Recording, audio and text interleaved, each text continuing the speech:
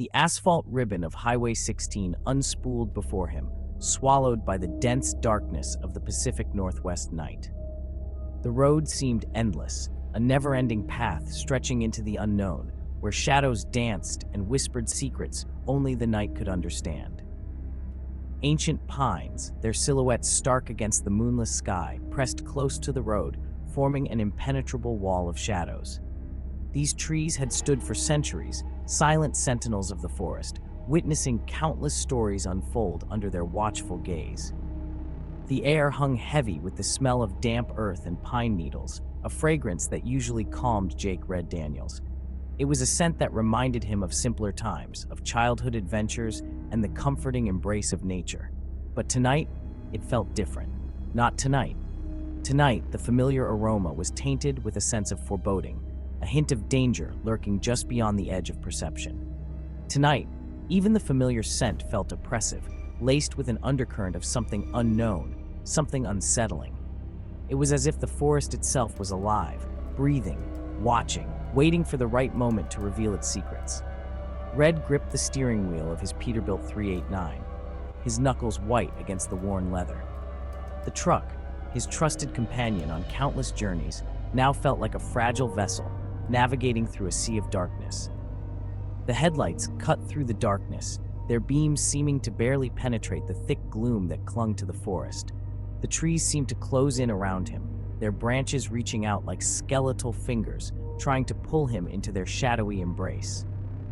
His headlights, usually beacons of safety and familiarity, tonight felt like feeble candles in the overwhelming darkness. The road ahead was a mystery, each turn and bend hiding potential dangers, and Red couldn't shake the feeling that he was being watched, that something or someone was out there, lurking in the shadows, waiting for the perfect moment to strike. Red had been driving these roads for over 20 years. He had seen it all, the good, the bad, and the downright bizarre. From the scorching heat of the desert to the icy treachery of mountain passes, Red had faced every challenge the road could throw at him. He knew every bend, every rise, every dip. Each twist and turn of the highway was etched into his memory, like a well-worn map. He could almost drive these routes with his eyes closed, relying on instinct and experience. He knew the solitude of the open road, the comforting hum of his engine, the camaraderie of fellow truckers crackling over the CB radio. The long hours spent in the cab were a mix of peaceful reflection and the occasional burst of conversation with a passing driver. He was a creature of the night, a modern-day knight of the highway, his 18-wheeler his steed, his cargo his quest. The road was his kingdom, and he ruled it with a steady hand and a watchful eye. But tonight was different. There was an unsettling stillness in the air, a sense of something lurking just beyond the reach of his headlights. The usual comfort of the night seemed to have vanished, replaced by an eerie tension. Tonight, the silence was too profound, broken only by the rhythmic swoosh of his tires on the asphalt. The familiar sounds of the road, which usually brought him peace, now seemed to amplify the unease that gnawed at his gut. The radio, usually alive with chatter, remained eerily silent. No friendly voices, no shared stories, no warnings of upcoming hazards. Just an oppressive, unnatural quiet that made the hairs on the back of his neck stand on end. Even the familiar weight of his rig, his home away from home, felt different. Less a comfort and more like a fragile shell in a sea of unknown dangers. The road ahead was shrouded in mystery, and for the first time in a long while, Red felt a twinge of fear. What lay ahead on this dark, lonely stretch of highway? Only time would tell. A shiver ran down Red's spine. He wasn't superstitious. He scoffed at ghost stories and laughed at urban legends. But something about tonight.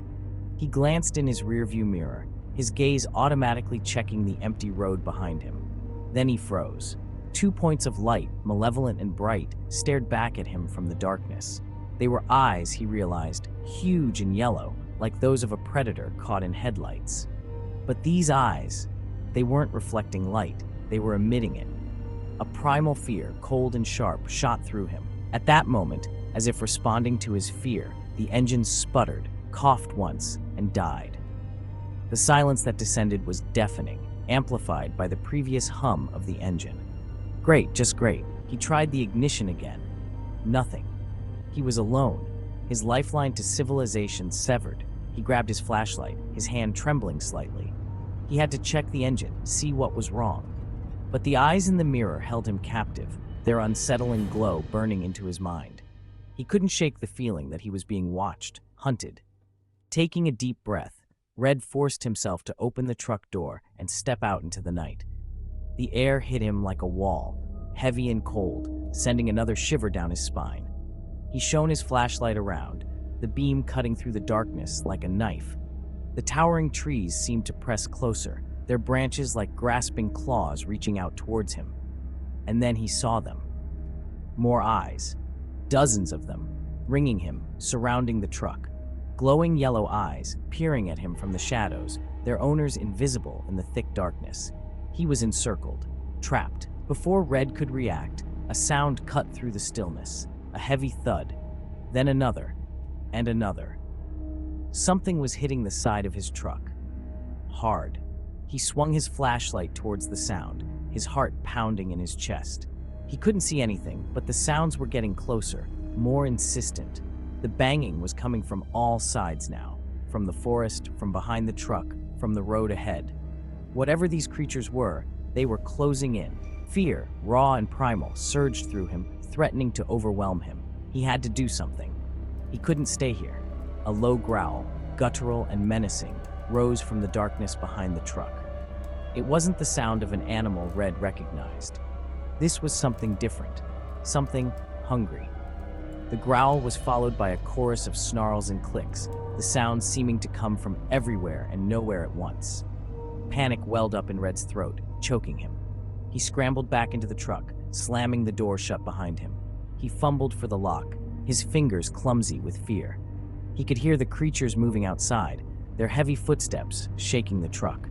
He had to get help. He had to call for backup. His eyes darted to the CB radio, his only lifeline in this nightmare. His fingers, still shaking, managed to find the transmit button. "Mayday, mayday," he yelled into the radio, his voice high-pitched and desperate. "This is Red Fox. Red Fox. Anyone out there? I need help. I'm on Highway 16, mile marker 187. I'm surrounded. His voice cracked under the strain. He wasn't sure if anyone could hear him, if anyone would believe him. But he had to try. He had to let someone know what was happening. Silence met his plea. Static hissed back at him from the speaker. He tried again, his voice calmer now, more controlled. "Mayday, mayday, this is Red Fox. Anyone on this frequency?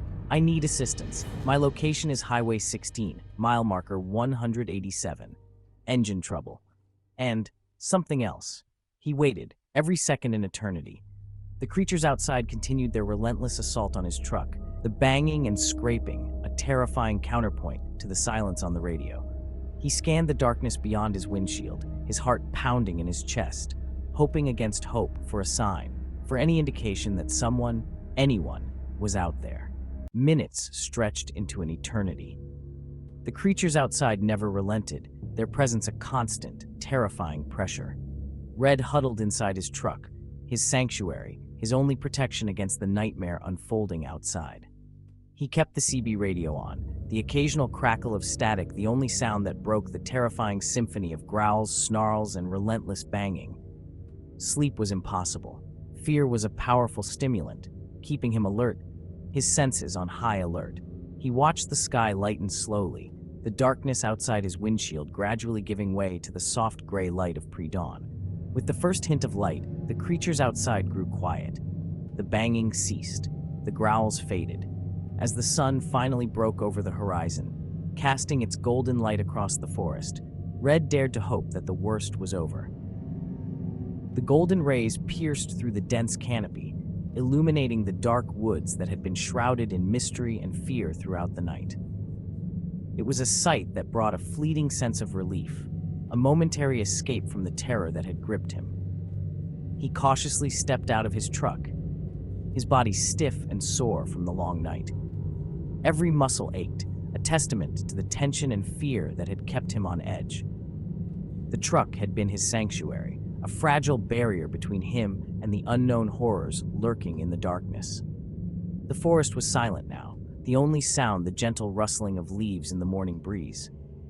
The eerie silence was both a comfort and a reminder of the night's events. It was as if the forest itself was holding its breath, waiting for something to happen. He looked around, but there was no sign of the creatures. The cryptids that had haunted his night seemed to have vanished with the first light of dawn.